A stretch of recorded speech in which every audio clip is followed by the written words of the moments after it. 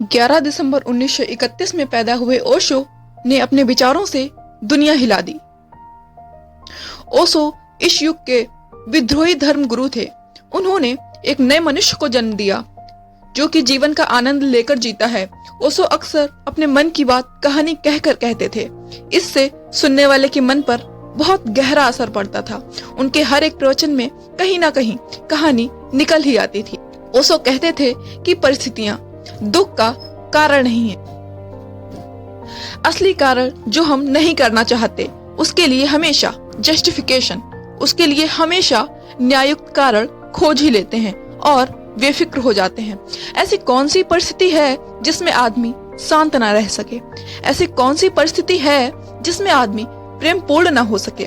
ऐसी कौन सी परिस्थिति है जिसमें आदमी थोड़ी देर के लिए मौन और शांति में प्रविष्ट ना हो सके?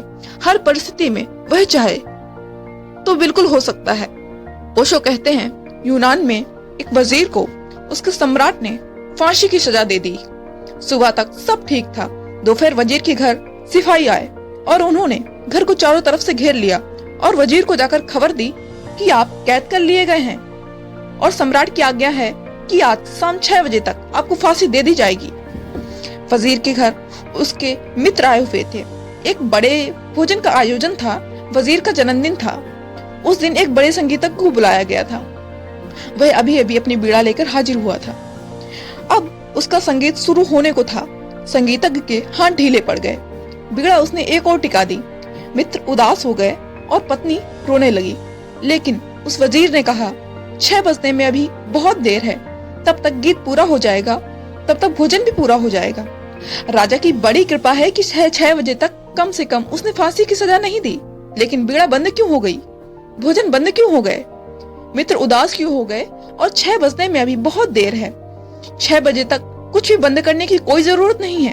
लेकिन मित्र कहने लगे अब हम भोजन कैसे करें? संगीतज्ञ भी बोला अब मैं बीड़ा कैसे बजाऊं? परिस्थिति बिल्कुल अनुकूल नहीं है। वह आदमी हंसने लगा जिसको फांसी होने वाली थी। उसने कहा इससे अनुकूल परिस्थिति और क्या होगी? 6 बजे मैं मर जाऊंगा।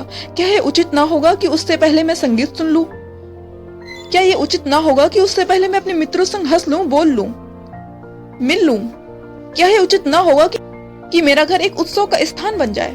क्योंकि शाम 6 बजे मुझे हमेशा को विदा हो जाना है।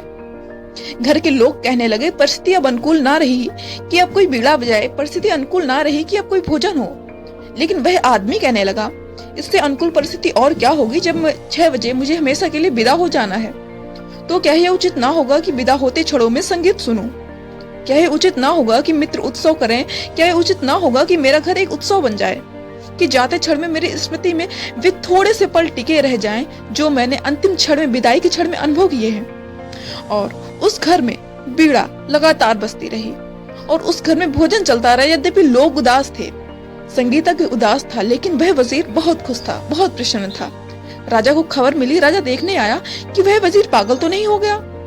और जब वह पहुंचा तो घर में बीड़ा बजती थी, मेहमान इकट्ठे थे।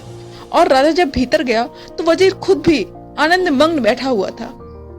तो उस राजा ने पूछा तुम पागल हो गए हो? खबर नहीं मिली शाम 6 बजे तुम्हारी मौत आ रही है? उसने कहा खबर मिल गई, इसलिए आनंद के उत्सव को हमने तीव्र कर दिया है। उसे शिथिल करने का तो सवाल ही ना था, क्योंकि 6 बजे तो मैं विदा हो जाऊंगा। तो 6 बजे तक आनंद के उत्सव को हमने तीव्र कर दिया है, क्योंकि यह अंतिम विदा के क्षण स्मरण रह जाए। राजा ने कहा ऐसे आदमी को फांसी देना व्यर्थ है। जो आदमी जीना जानता है उसे मरने की सजा नहीं दी जा सकती। उसने कहा सजा मैं वापस लेता हूं। ऐसे प्यारे आदमी को अपने हाथों से मारूं, यह ठीक नहीं। जीवन में क्या अवसर है, क्या परिस्थिति है, यह इस बात पर निर्भर नहीं होता कि परिस्थितियां क्या हैं। यह इस पर निर्भर होता है कि उस परिस्थिति को आप किस भांति लेते हैं, किस एटीट्यूड में, किस दृष्टि से। तो मुझे नहीं लगता है कोई भी परिस्थिति हो सकती है जो आपके जीवन में सुख आनंद की तरफ जाने से आपको रोकती हो। आप ही अपने को रोकना चाहें तो बात दूसरी है। तब हर परिस्थिति आपको रोक सकती है, और आप ही अपने को ना रोकना चाहते हो तो कोई परिस्थिति न कभी थी और ना कभी हो सकती है। दोस्तों, ओशो आपको कैसे लगते हैं? नीचे कमेंट बॉक्स में जरूर बताइएगा। और ऐसी महान हस्तियों के विचारों को और सुनने के लिए चैनल को सब्सक्राइब कर दीजिए। धन्यवाद।